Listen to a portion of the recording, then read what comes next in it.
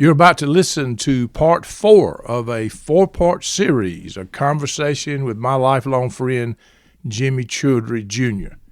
In this last episode, we bring in Jimmy's dad, who will soon turn 94, but still goes to work daily. Then Jimmy, who is on the Board of Councilors of the Carter Center, talks about his perspective of the recently deceased Jimmy Carter as a person and as president. Finally, we'll end this 4-hour series with Jimmy answering a few deeper questions. This is Bruce Goddard, and you're listening to the View from a Hearse podcast. Thank you for listening. Viewing life from a hearse, it could be worse. Laugh, think, and cry with the country undertaker. As we begin this conversation, we missed the pleasantries because I was slow in hitting the record button, so we'll pick up during the conversation. My memory is real bad, Bruce. I'm 93. No, I think your memory's good. I can promise you that. But so let's go back. So you grew up in this little town of Reynolds, Georgia, where I grew up, and Jimmy, your son Jimmy grew up, and Bob and other children. But you've been very successful in this business world, and there are other people, in fact, a lot of people for such a small town has been very successful in business and in life that came out of this town. What do you think the reason for that is? I think it was Mr. Joyner was responsible for it. I think he taught us. He was the principal and taught, right? He was principal in the high school. When I started in the first grade and when I graduated, he was still the principal. And he taught me more than any teacher I had. He'd teach you more about math in some other class than he would what you went there to study. But if it come up, he'd try to teach you something about it. Right. So whatever subject he was teaching, he would teach you other subjects at the same time. You would learn. Oh, yes, he did. Yes, sir. I'm not surprised. So he was always teaching, right? Whatever happened to come up. Absolutely. I've heard stories where they would have people in the auditorium and they would bring you up to recite something, or even in the classroom, you have to go up to the board. Talk about how that happens. Because Jimmy and I have an experience with a teacher that did the same. Miss Bell in our high school would take you to the board and put you on the spot. So I think he would take us to the board and put us on the spot. Yeah. And I have had him to make me show my hands where I had worked, and my hands showed wear from working. Right. And try to talk to the other students about working. Is that right? He believed in that, yeah. He was also strong on discipline. I mean, he would discipline. He was. He tried to help you in every way that he could think of, like he would own child, even more than he did his own children. I never knew Tommy or Regina.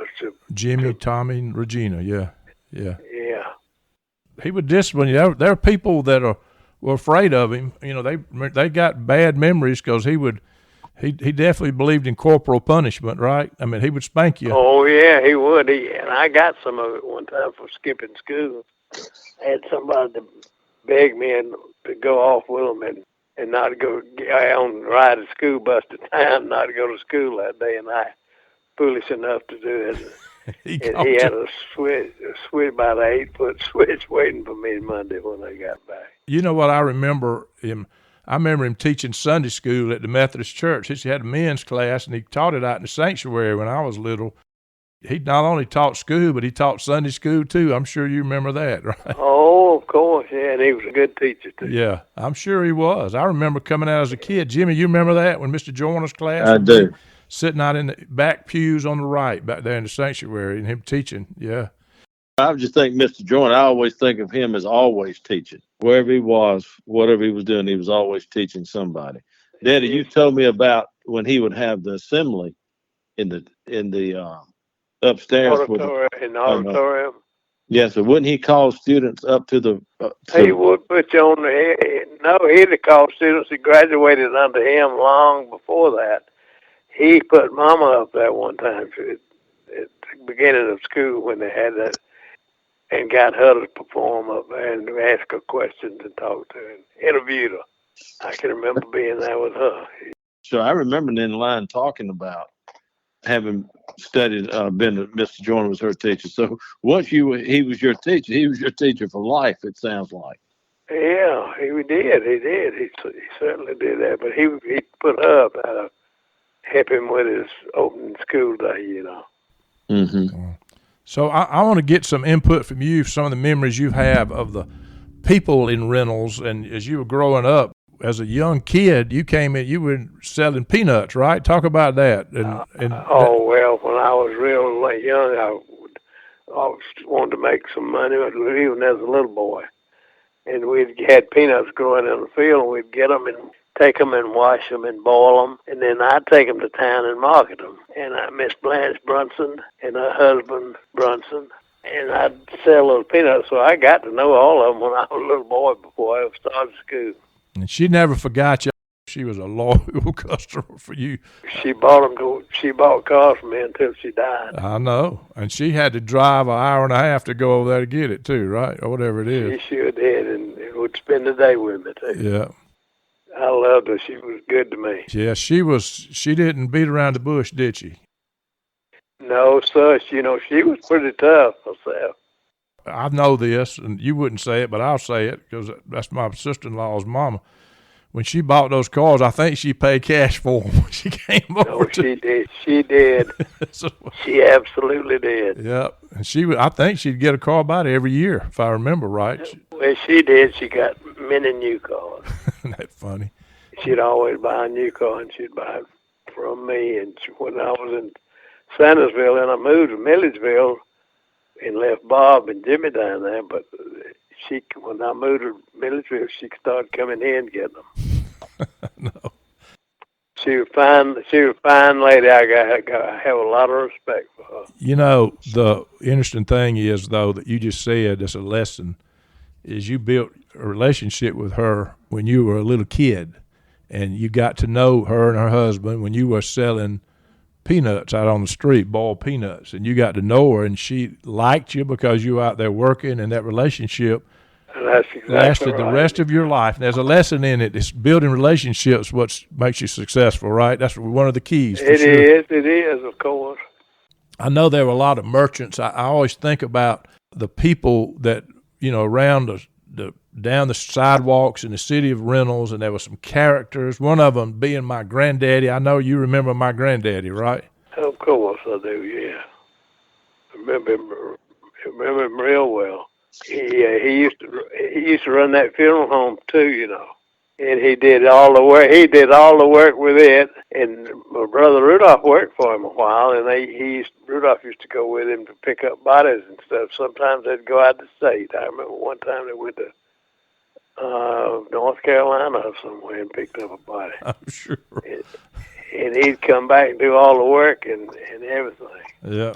Yeah, he was a tough businessman. He was stern. He made those guys work. I'm sure Rudolph remembers that. Oh, he did. Yeah, he liked Rudolph because Rudolph was used to working. Our daddy believed in it. Yeah, you grew up working, didn't you? I sure did.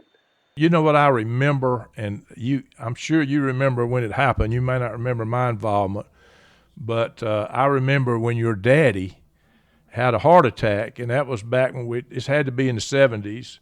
Early 70s, but I was an EMT or whatever, and I remember, actually, I think we brought him in the hearse. It may have been before we had the ambulances. I think it was, but I went out with somebody. Bruce, it was 1969. So I was 15 years old. It's before EMT time, and we took him I think one of the doctors came out there, and we got him oxygen or whatever, and we took him, I think, to Dublin, and I was in the back. I was in the back. I was in the back of that hearse, which we used as an ambulance, with your daddy, and I remember backing up to that ramp of that emergency room and see you were standing there waiting on us. Do you remember that night?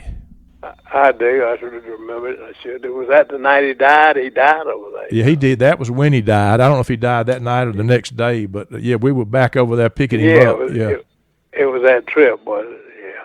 Right. Okay. Yes, sir. I was right there with him. Yeah. I remember it. So going back to talk about some of the characters in Reynolds, some of the people. Charlie B. Hicks was one at that little store over there. He was one of the town characters. He had a lot of money. People didn't know it, but he had plenty of it. I guarantee you that. Oh, of course he did, yeah. But he made it in other ways. You know, not all of it was made with the store. Well, I'm sure. He made it doing other business. He loaned money there. He did. And he charged big interest for it, yeah. Is that how he made his money? So that's interesting. Hey, I don't know how much of it he made like that, but I do know that he did it. How about E.T. Shealy? You remember him over there, right? Who, E.T. Shealy? Yes, sir. Yes, I knew him, of course. That was Sonny's daddy. You were good friends with Sonny. I remember that. Yeah. Sonny was my age. We grew up together. He would have a thing in there that he taught warts off of you or did something to get warts off your hand. Was he doing that? Do you remember that? I don't remember that part of it, but I do remember when people did that. They'd hold your arm and rub it a little bit and talk them off of you, yeah. I was afraid to go in there, but a lot of my buddies went in there. Jimmy, you probably went in there and got that done, but I was always afraid to go back there and let him do that. I didn't know it was hocus pocus or something. Bruce, I was afraid of it too. I wouldn't do it either. Yeah. So how about Jamie Barrow? You remember him, Mr. Jimmy? Oh, of course, yeah. Old Jamie had on those little short breeches tight down by his feet, you remember? Yes, I remember. Yeah. Yeah. I remember Jamie real well, but Jamie didn't want you in his store, not unless you came to buy something. He didn't want you in there looking. Yeah, he's a guy that had a thing in there with a bell, and when he'd ring it, you could come in. He had another customer in there. He had to wait to ring the bell before you could go in. Isn't that right? He didn't want him in there stealing from him. That's what he was doing. Yeah. There's a story about him.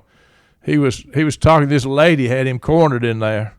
Was talking about something, and it was a long story, and this little boy was in there, and he called. He said, "Son, come over here, and I want you to be standing here and listen to this woman here. I got some work to do." So he left him standing there, letting that woman. That's kind of how he operated. So I remember that years ago, my granddaddy had the theater, and the movie theater, and then Jamie Barrow had one across town. They were in competition, and that theater that my granddaddy built was state of the art, brand new, and it burned the first night after the first show. But so you also became the mayor of Reynolds, right? I did, yes. Have you ever been in politics since then, or that do you in? I have not. That was enough. That cured me, yeah. Yeah. So, Bruce, I want to ask something here. So, Daddy, when you were mayor, I remember the new water system being put in the water tank. Yeah, I had the water system fixed when that tank was put out there on the cemetery, and I didn't know that I'd have a cemetery plot right under the thing. I don't know why in the world we let him put it out there, but that was the ideal place to put it. They made a study. When they put that there was nobody buried under that place, I don't think. Oh, I know it was not. Yeah. No, it was. That happened later, I guess. But they were probably selling. They were probably selling plots under there by then. That's amazing. That's a true story. One of the things that I have heard, and I know that it happened in your family, but Henry James, who was he your uncle or your great uncle? I guess he was my mother's brother. He was my uncle. He was your uncle. Yeah, but he died before I was ever born. Right. He had a business in Reynolds, and he was renting a room from Clyde Hill and his wife, and he got murdered right in the middle of town. That's a story that my daddy never mentioned that. My granddaddy never. If they did, I don't remember it. But I started reading about it during COVID, and I thought, what in the world? That was a major deal, and it was a bad murder. What do you know about that? What I know about it is that he was in the bed asleep when an uncle of mine was in the bed with him, asleep with him too that night. Is that right? He sure was. So, Clyde, he was a rough character. He got in a lot of trouble. We've talked about him and written about him. He went to jail. He was a fugitive. He was doing stuff all over the United States. And his life kind of unraveled after that murder. And it was soon after that he was a pharmacist, and his daddy owned that store, and he had taken it over. it wasn't long before that he was running all over where, forging checks and stealing money. What would be millions of dollars today is what he was in. And he was a bad dude, I can tell you that. My daddy told the story, Mr. Jimmy, that when he was at Emory, he used to hitchhike to Atlanta to school. And one day he got, somehow, this is after Clyde had gotten out of jail, so he was home. It wasn't long before he got killed in a car wreck. Daddy hitched a ride with Clyde Hill to Atlanta, and his mom and daddy had a fit and said, "Don't you dare get in the car with that man. That man is trouble. You don't need to get in the car with him." Right. And he told me that story, and Jimmy and I were in the 9th grade at Fort Valley High School, and Miss Camilla Carson was asking what was going on in Reynolds, and she started talking about people from Reynolds, and she mentioned the good people and the bad people. And I said, my daddy said Clyde Hill was the worst man that ever came out of Reynolds. And Miss Carson said, "That's my brother." I'll never forget that. I told Daddy that. He said, "Son, you got to learn to keep your mouth shut. You don't say that to people." That is a true story. So it is, yeah, that's true. Daddy, Miss Carson was your teacher too, wasn't she? Oh, Miss yeah, Camilla? I liked her a lot. So she taught you and us. Yeah, she did. She taught me. And what Daddy made me do is go back and apologize to her the next day, and then they talked to her, because I know I hurt her feelings. But what she said is, basically, is, "Bruce, the truth is your daddy was correct." I mean, he stayed in trouble, and he did. I've read all these old newspapers. This man was something else. he was, yeah. Dad, did you ever know Clyde Hill? I did not know. Mr. Jimmy, I want to turn the page just a minute, because I think one of the things about talking about people that came out of Reynolds, you've been a very successful businessman. You've been in the car business for, 70-something years. You've had your own dealership for 60 years or more. And you started off just selling cars in Reynolds, but you went over in 1964 and started what became a heck of a business, a lot of dealerships. Just kind of tell your story of what you've done in the business world. In the business, your kids are in it, your brothers, your siblings, your brothers' children are in it. There's multiple locations with that Childre logo. And I know you were the first one to do that, so kind of tell your story. Would you talk about how that happened and what you did? Well, I was mostly interested in getting my boys in business that they could make a good living with, and my brothers. And I got them in it because I thought it would help them. That's all it was. You started in Sandersville. How did you pick Sandersville? How did you end up there? Chevrolet Motor Company offered it to me. Wanted me there. I think at the time there were a couple of dealerships that Chevrolet suggested for you to look at, and Mr. Brown. I got a lot of them. I went to Fitzgerald. I went all over the country with dealerships, and I'd sell them. You told me that when you were looking at these different stores of where to open up your first one, you had to consider some couple of things, like Warner Robins was one, and Sandersville, and Mr. Braswell, who Nina Line worked with in the store, who she worked for. He made that suggestion that I get those over there, because he sold shoes in those towns. He sold shoes in these different towns, and Bruce and I talked about that earlier. And he was real successful with his shoe business in the towns that he told me about, and that's why I went there. How many dealerships did you have in your life? I mean, that you were connected? Gosh, Bruce, I don't know, son. A lot of them. It's all over, right? I'd have to stop and count. I just can't remember. What do you think the key to your success in the car business has been? Trying to make a living, because I grew up poor out there. You knew you had to work to make a living. You worked long hours, but you were taught as a kid to work. You certainly put long hours in. That was never a 9-to-5 job for you, was it? Oh, you didn't know. My dad would make you work, but he didn't have to make me, because I was willing to work. And you went after it, and you did it. I want to ask you, it was always interesting to me that when, Jimmy, as you know, Jimmy and I have been best friends our whole life, and I know in 1980 or whatever, you got him and suggested to him that he buy the Ford place right there and compete with you. So to talk about that, what's your thoughts about, well, you wanted him to be successful, but he was going to be competing with you at a pretty small town. Talk about your thought process. Well, I didn't try to help him a whole lot. I'd teach him everything I knew to teach him. but that would be good to make him have to try to keep up. Bruce, that's what it was. Well, I wouldn't want it would be easy. You can't learn something by doing something that's pushover. Daddy, you've often told me that when I've asked you about what were you thinking when you encouraged me to do that, and you said that simply that you thought I was ready. Well, I did think that. You were a grown man. Yes, but 25 is pretty young. I know, but you're grown, son. That's right. You big enough to have children of your own. You should need to be making a living and asking them to make one too. That's the truth. Daddy, I remember going to work with you at the dealership in Reynolds and sitting on your knee when I was probably 2 years old. You did. You sure did. All of y'all did. And by the time I was a teenager and listening to you sell cars, you put me on the sales force the summer I was 16. Bruce, between our junior and senior year, I was over here that summer in Sandersville, and Daddy put me on the sales force. I didn't know what that meant until he told me I was going to start selling cars. And then when I got to work, he had my name on the sales board.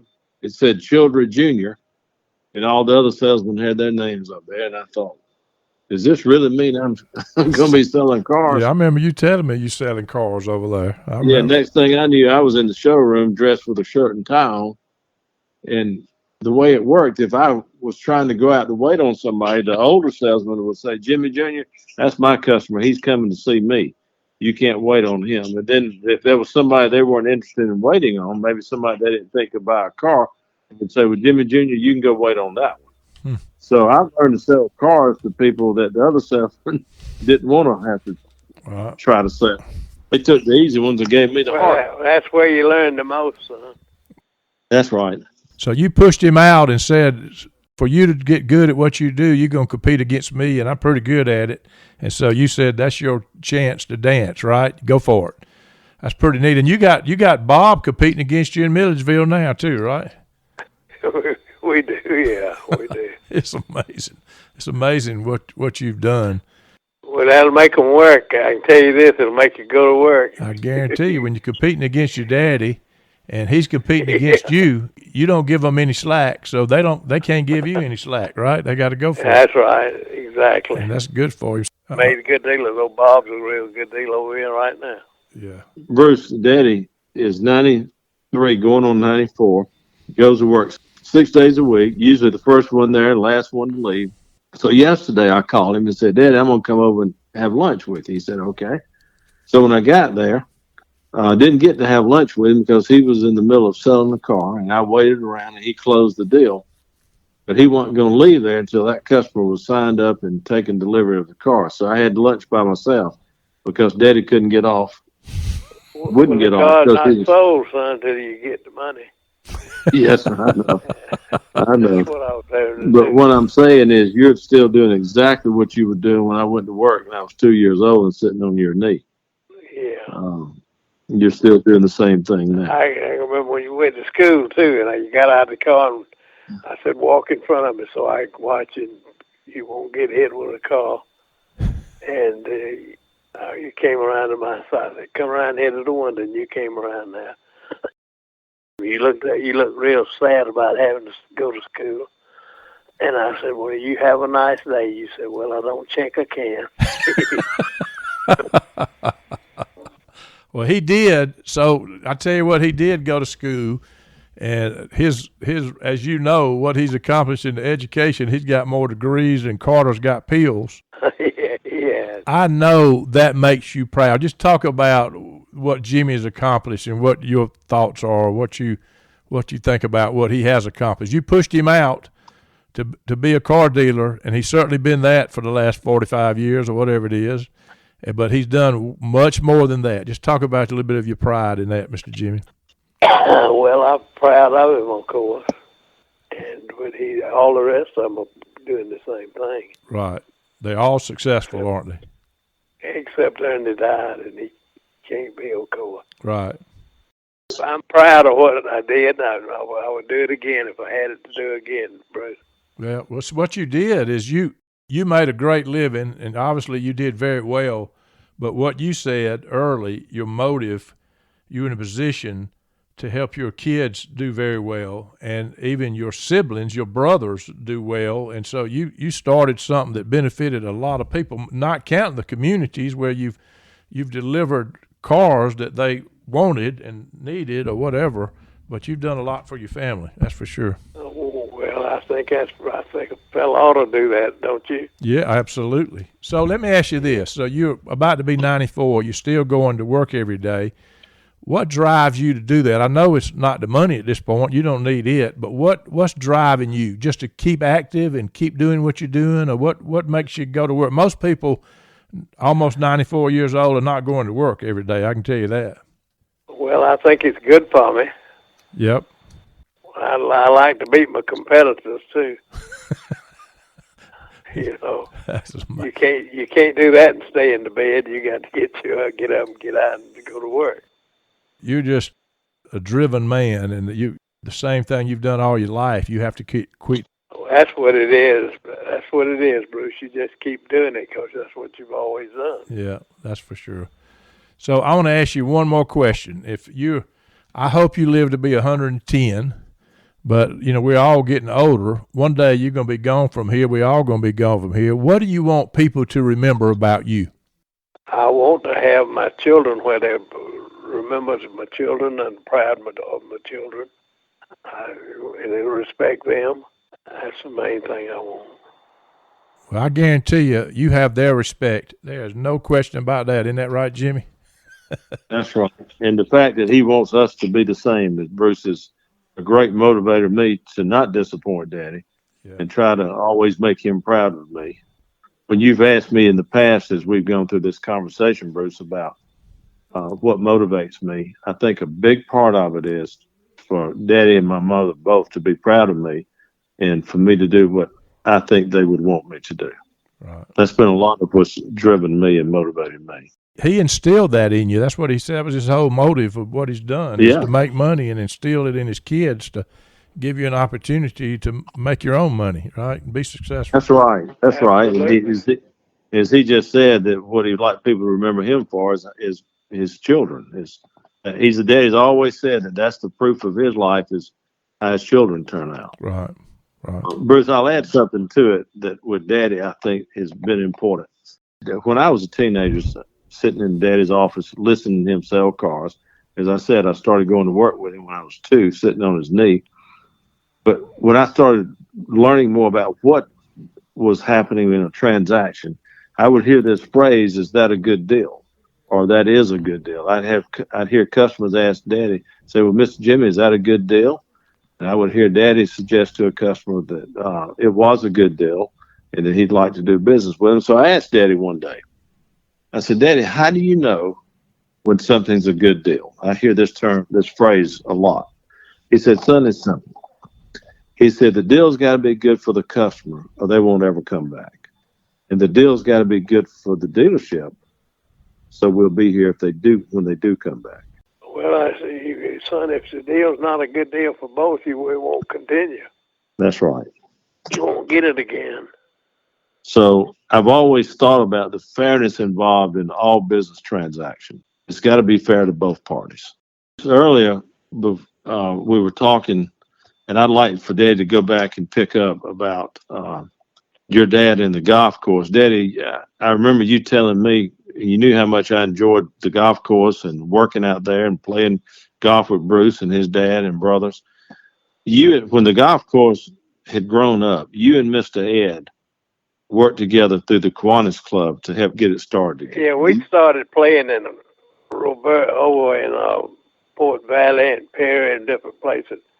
Ed and I did, and we had 3 or 4 of us. Richard Parks was one of them, and it was a couple more people.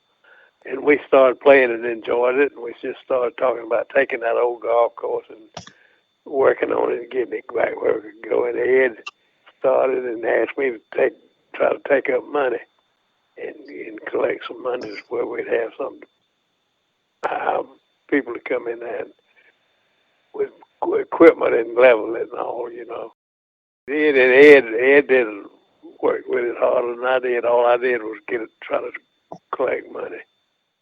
But y'all basically taken the course that had closed up and collected the money and rejuvenated the course and the memberships through the Kiwanis Club leased the course, didn't they? Is that how it worked, or did they? Well, it was a club. What club in Reynolds had that thing? It was a men's club. Kiwanis Club. Yeah, but it was another one before that, and that's where the Kiwanis Club got it from. Kiwanis Club that took it over to work on it. Right. I see. We worked for the Kiwanis Club. We were in the Kiwanis Club. Well, Daddy, was the pool that we knew growing up that you took us, taught us to swim in, was it already built? I know there was an older It was already there, yes, sir.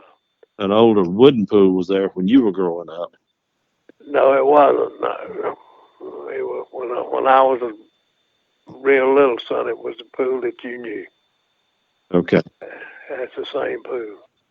I know you know this, but that golf course that y'all worked on sure has been a vital part of Reynolds and a vital part of our growing up. A lot of entertainment for a lot of people. I don't know what Reynolds would be if that course hadn't been there, but boy, Jimmy. Well, I'm telling you, your daddy did most of the work, Bruce. Well, we had a lot of fun out there. I can tell you that, didn't we, Jimmy? Yeah, we did. I played a lot of golf with y'all out there. Yeah. And enjoyed it. Dad, I want to ask you about one more thing we hadn't talked about. When we were little, I remember you teaching the Sunday school class that was older than mine and Bruce's group. I think you taught the class that They're about 10 years old, students were, yeah.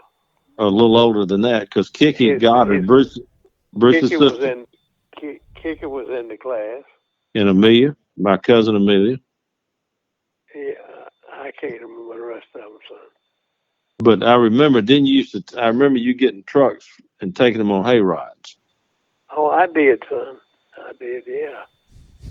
And you'd let me ride with you when I was little. I rode up front in the cab. But when I got a little older, some of the kids would kind of take me and hold on to me and let me ride in the back with them. I can remember you going out on dirt roads. I do, son. I do. Mr. Jimmy, thank you so much for doing this. You're welcome, Bruce. Good luck to you, and call on me again if you need. Thank you, sir. Appreciate you very much. Okay. Bye-bye.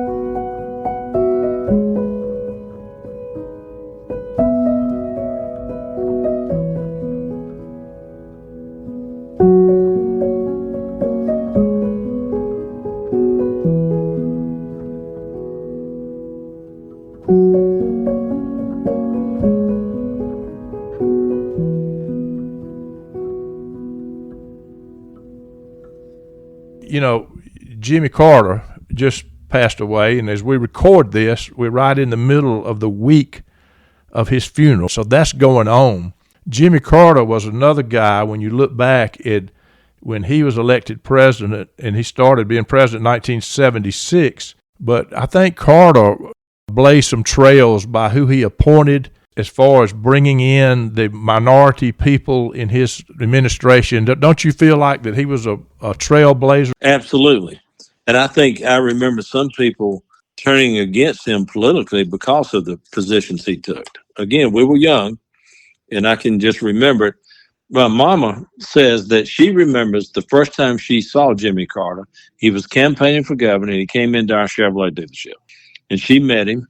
She liked him then. I've talked to her about it since, and I've talked to her a good bit about it this past week with the experience of President Carter passing.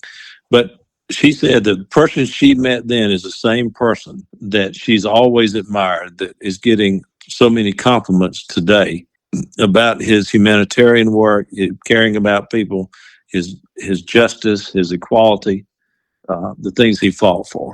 I've read some things. Of course, social media is crazy. A lot of these people are people in the basement of their grandmother's house, putting anything they want to on social media. But you see people posting stuff like, this guy was not who he said he was. He was aloof. He was all this stuff. And it irritates me because I know better. I know from experience. As you know, one time I was speaking at an event down in Plains. I had no idea he was going to be there. And he was literally sitting, there were round tables, but he was sitting at the table right where I was speaking. I could have put my hand on his shoulder as I was talking. And we had a great time that night. There was a lot of laughter. He was laughing. He was very personable. He met me, introduced himself, and I introduced myself, and all that took place. there was people taking pictures there, and somebody took our picture with me and the Carters, and I got the picture in the mail. He wrote a note, and I thought, he's a former president of the United States. I cannot believe that he took the time to do that. And then I've got another story of this guy that used to work for him. He was a political phenom, and that he campaigned for him when he ran for governor. Steve Dugan is his name, and he was in the inner circle. He roomed with Hamilton Jordan. He was like their child. During the close to the time when he was going to run for president, he resigned. He thought he was married. He needed to make a living. He couldn't do that, and he regretted it the rest of his life. And then late in life, many years later, now Steve Dugan, he's had a rough go. He's gone through this depression. He has a nervous breakdown. He loses everything. He's a lawyer.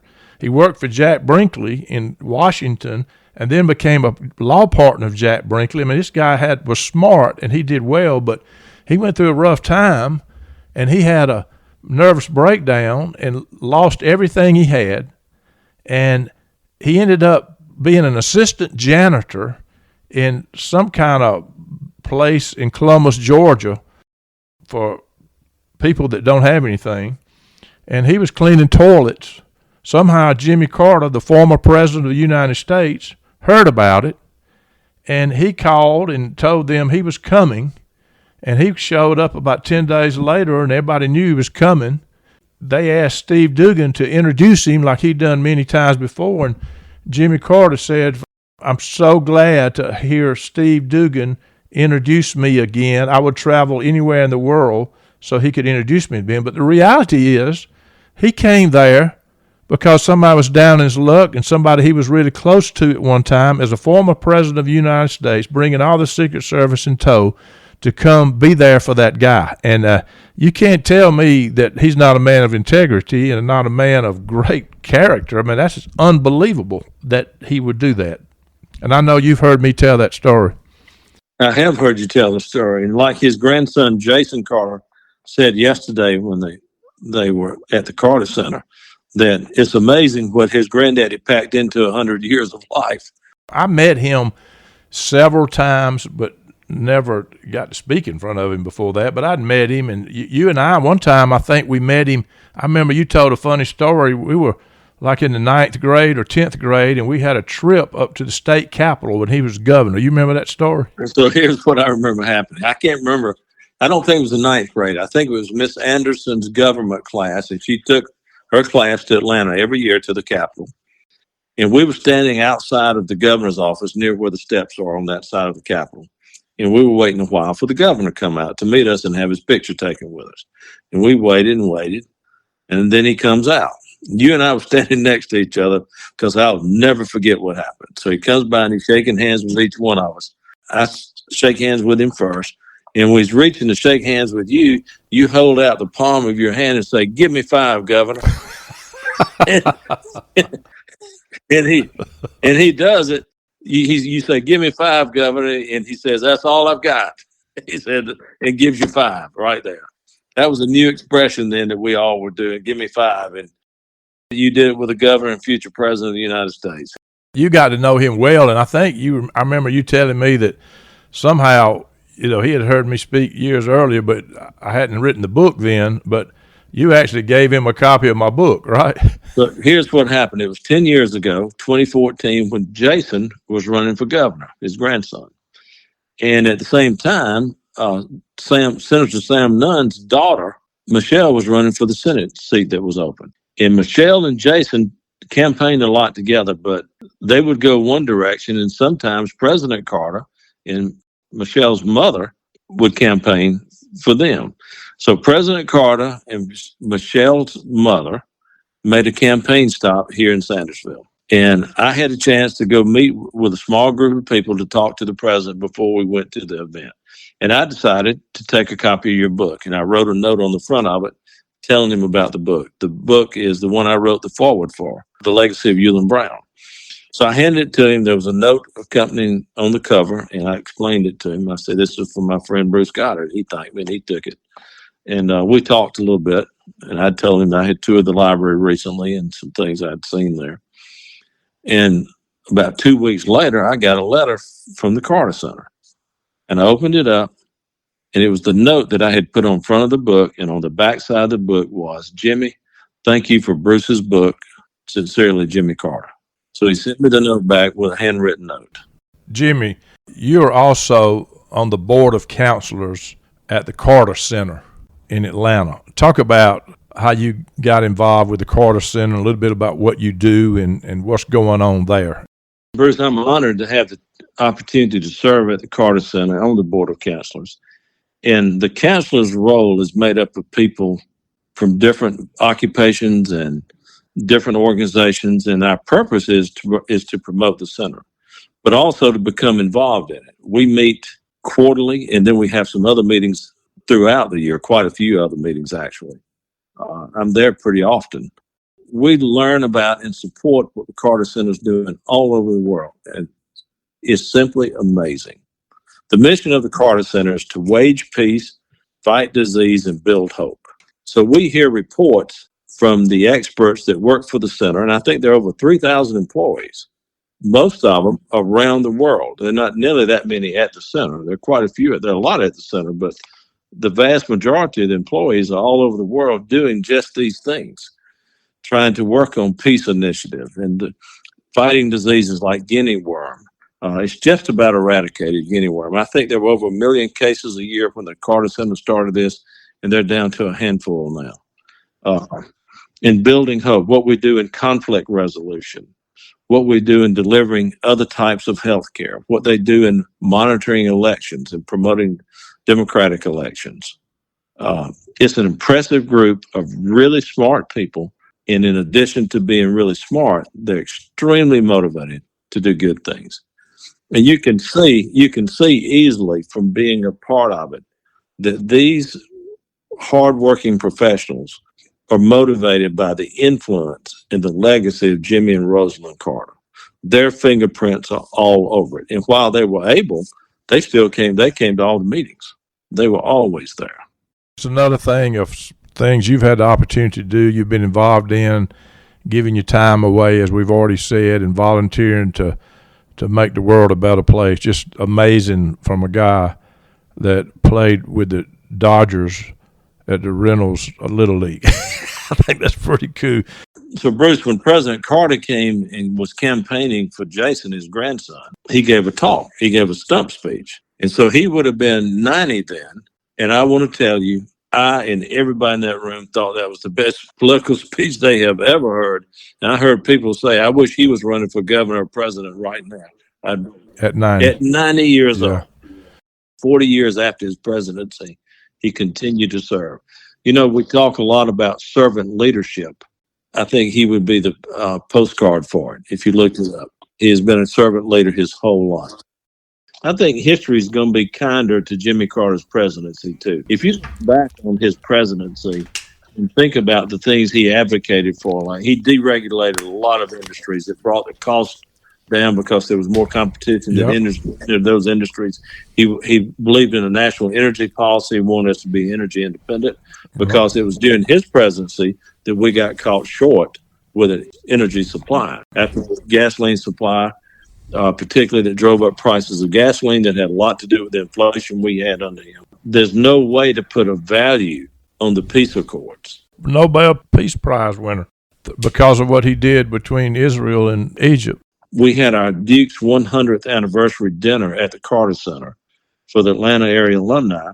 And there's a Duke alum that had written a play about the Carters. And it had never been performed. It was done under the close supervision and input from Jimmy and Rosalind both.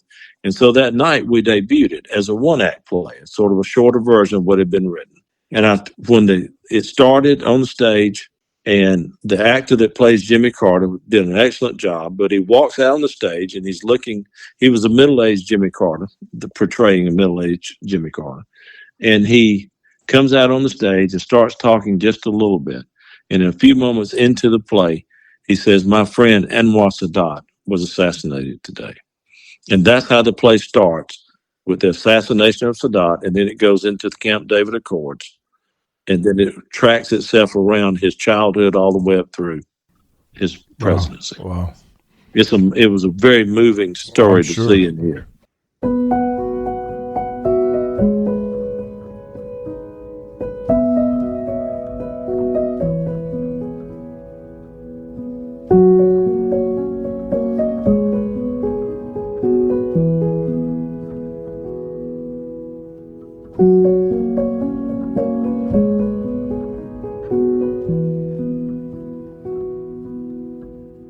So I got a few questions I want to end this with, and then I want you to just, I know it's unfair to ask you questions like this without you thinking about it, but you can give it your best shot. One of the things I see in you, your mama mentioned it, and I know it's true. I didn't urge her to mention it. She just mentioned it, and I obviously agreed with her 100%, is I've never met anybody that's more loyal to family and friends than you are. I mean, you really do stop what you're doing when something happens to somebody, as your mother said. You really do care about your family. You look after your family.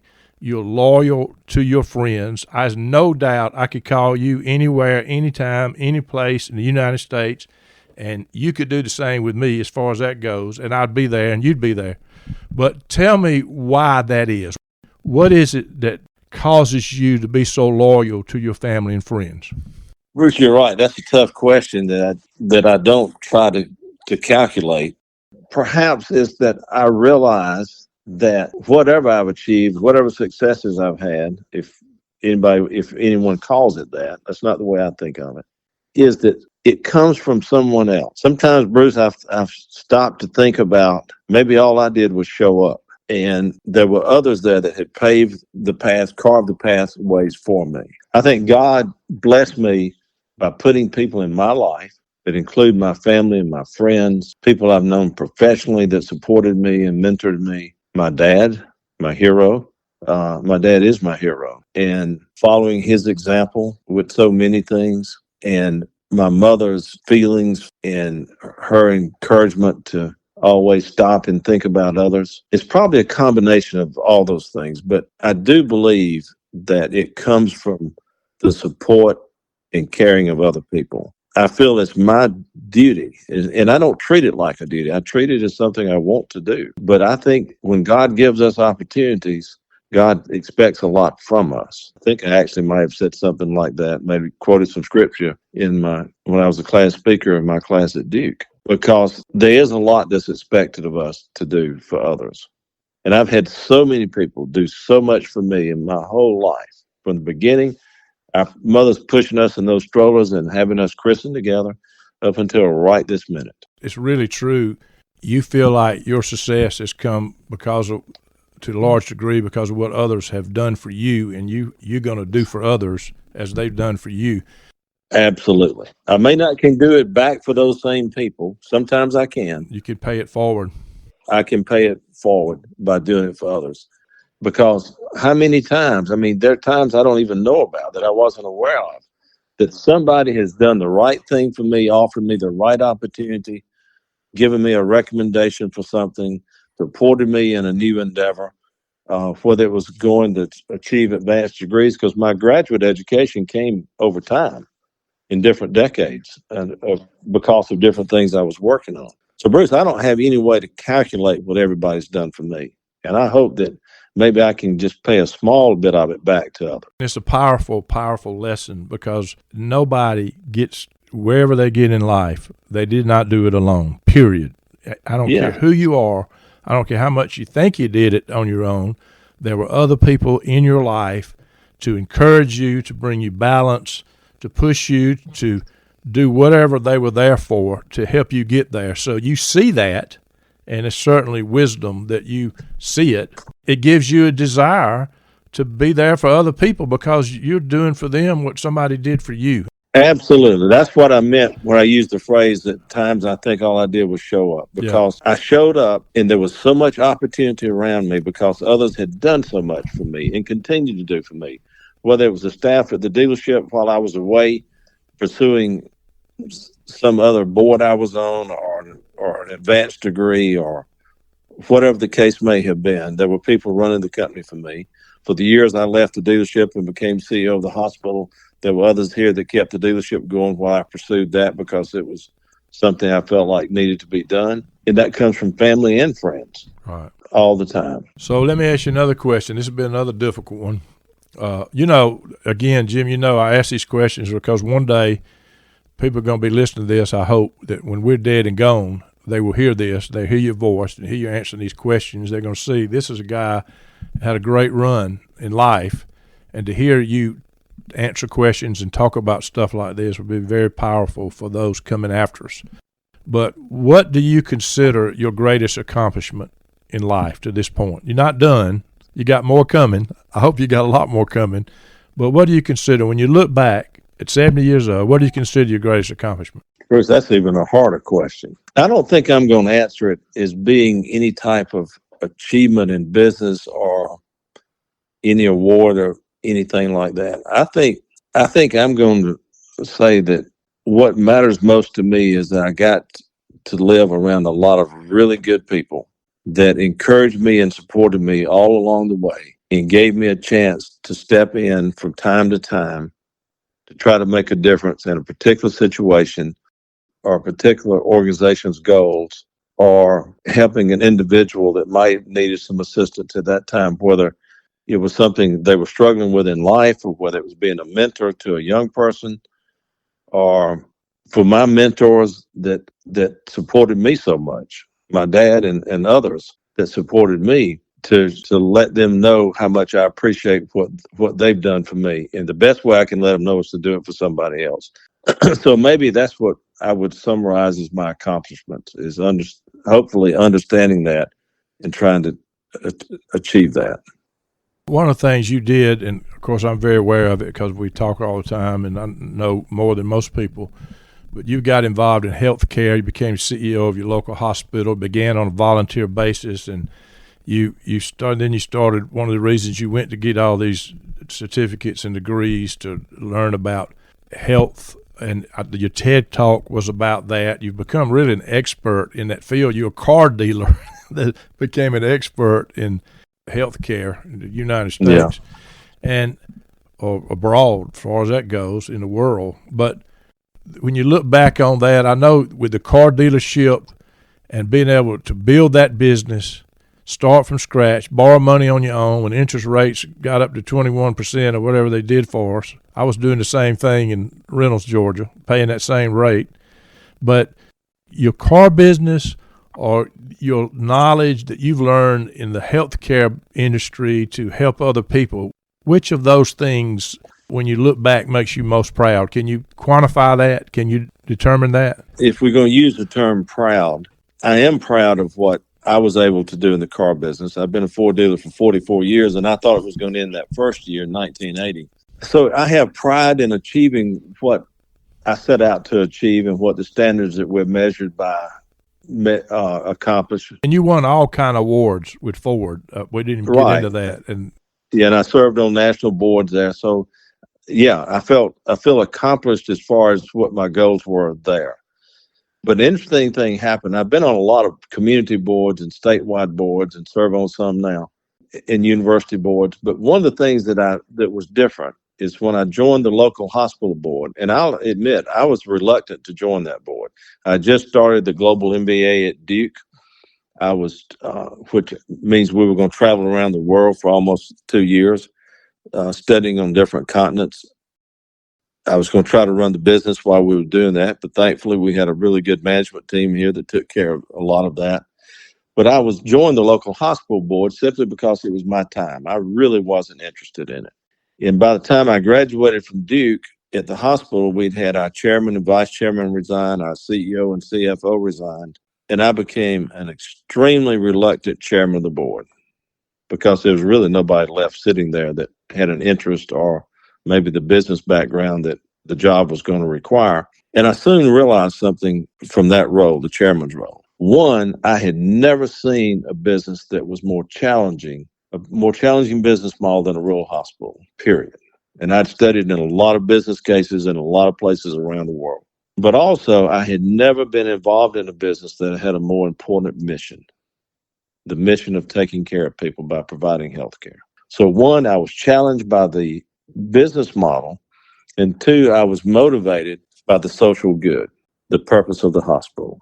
And I decided I need to learn something about it, at least enough to try to figure out the questions. I didn't think that I would particularly have all the answers, but what are the questions? And that's when I went back to Duke the second time to study healthcare management, went to the University of Cambridge simultaneously and did research in nonprofit businesses.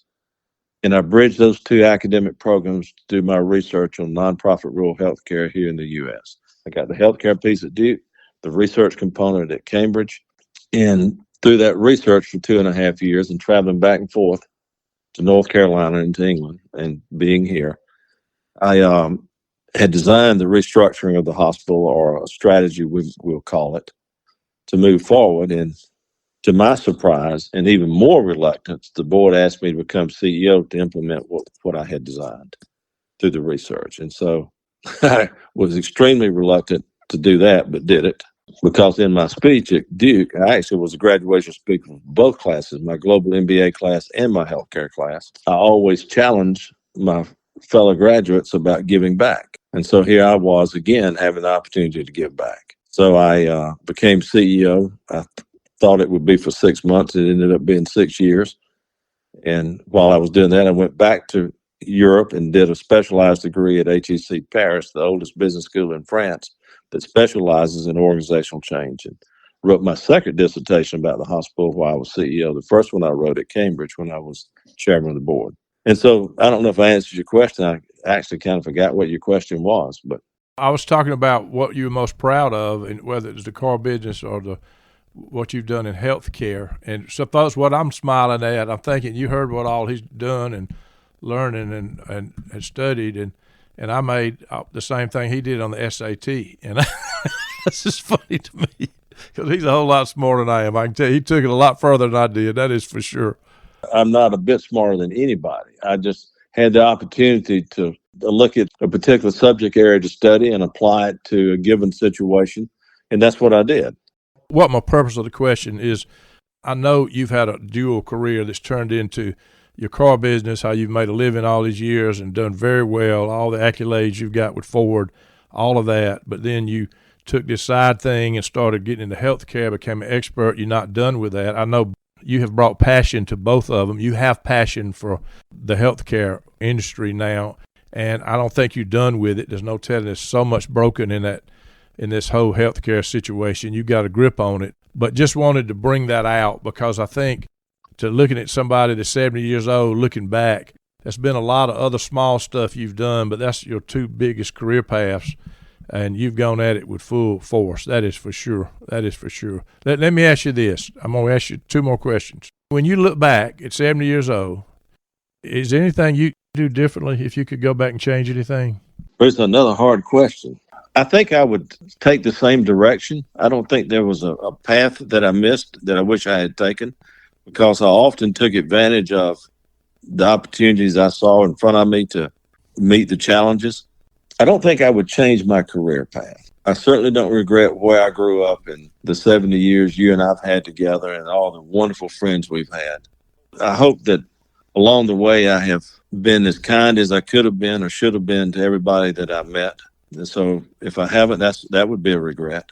I think I pretty much did things the way I would have wanted to do them.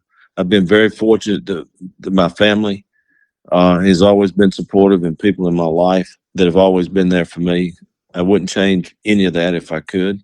I feel the same way. I know I've done some stupid stuff, made some mistakes along the way. When I go back, I wouldn't change it. I wouldn't change where I grew up. I wouldn't change the working and paying the 21% interest, borrowing money, trying to make a business go, to whatever happened. I wouldn't change any of it from my whole career to what I've gotten to do. I'm with you. That's a good answer. I mean, we're fortunate, Jimmy. I think we're in the minority to even be able to say that, I think. When you're dead and gone, what do you want people to remember about Jimmy Childre? Bruce, I've never thought about that.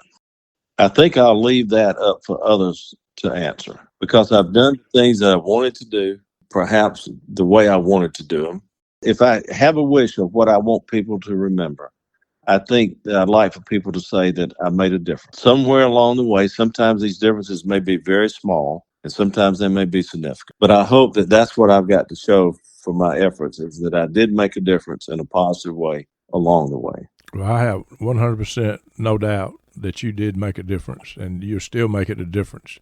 You got any advice for people listening to this to trying to figure out how they're going to make their way in the world?